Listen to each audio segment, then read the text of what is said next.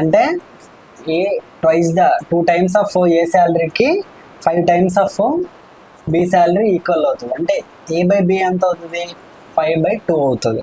అలాగే 4 times the salary of B is equal to twice the salary of C అన్నాడు.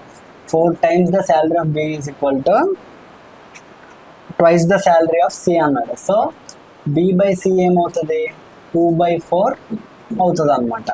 ఇక్కడ ఏంటంటే salary C ఏమో 1600 అయితే what is the salary of A అని అడుగుతున్నాడు అనమాట. సో ఇక్కడ 2 రేషియోలు ఇచ్చాడు. ముందు క్వశ్చన్ లాగా A/B అంత మనం ముందు A/B/C ఫైండ్ అవుట్ చేయాలి. A/B అంటే 5:2, B/C అంటే 2:4. ఇలా డైరెక్ట్గా ఉన్నాయి కాబట్టి మీరు ఈ 2 ఇంటూ చేస్తారు, ఈ 2 మళ్ళీ లాస్ట్లో ఉన్న ఈ 2 ఇంటూ చేస్తారు. So 5 × 2 10, 2 × 2 4, 2 × 4 8.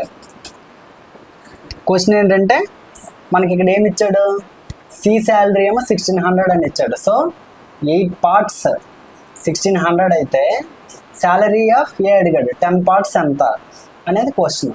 8 1s are 8 2s are. So salary of C ఎంత అండి, 200 × 10 2000 అనమాట. నేను చెప్తున్న టాపిక్స్కి కానీ ప్రాబ్లమ్స్కి కానీ ఏమైనా డౌట్స్ ఉంటే కింద కామెంట్ సెక్షన్లో కామెంట్ చేయండి. అలాగే నా వీడియోస్ కానీ నచ్చితే లైక్ చేయండి. అలాగే ఇన్స్టాగ్రామ్ అకౌంట్ని ఫాలో చేయండి. యూట్యూబ్లో నా ఛానల్ని సబ్స్క్రైబ్ చేయండి. Thank you.